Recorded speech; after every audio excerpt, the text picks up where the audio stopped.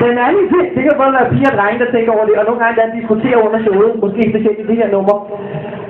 Hvor gør han af den?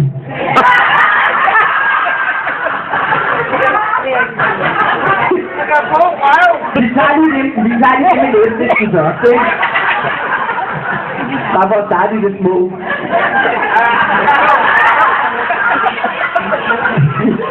Det er meget nemt, når man tager en helt almindelig rød læbestift, og den kører man på læberne, som man jo gør med sådan en læbestift. Så kan man købe nogle små bøtter med løs glimmer. Så tager man sådan en, så tager man sin pegefinger.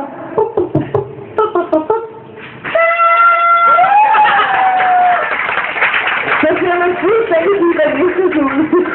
Så er det. Den anden ting. Det er faktisk godt meget simpelt. Hvis der er nogen af drengene, der skal prøve en dag, men ikke der er altså svisten på disken, der er penge i lortet. Men det er meget nemt. Den tager en tampak. Så tager man snoren på den her tampak. Binder rundt om tissedyret dernede. Og så stikker man tampaksen op i røven.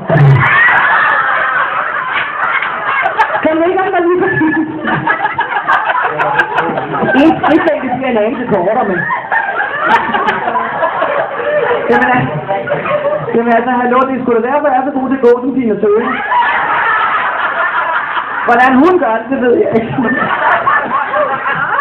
Så er der faktisk en anden sidegevinst til det hele. Jeg kan stå og lave show, selvom jeg har dårlig mave.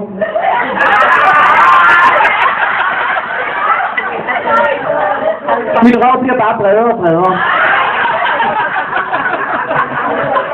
Nej, det passer ikke. Det var meget vigtigt, det billede. Væk med det.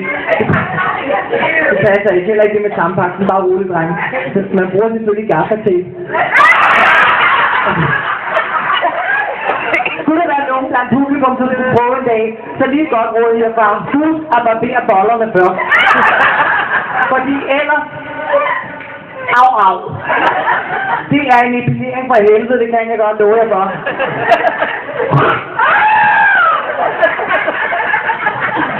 Og så står man der med et stykke cake med, ja. Tandtråd til 10 dage. Nu må jeg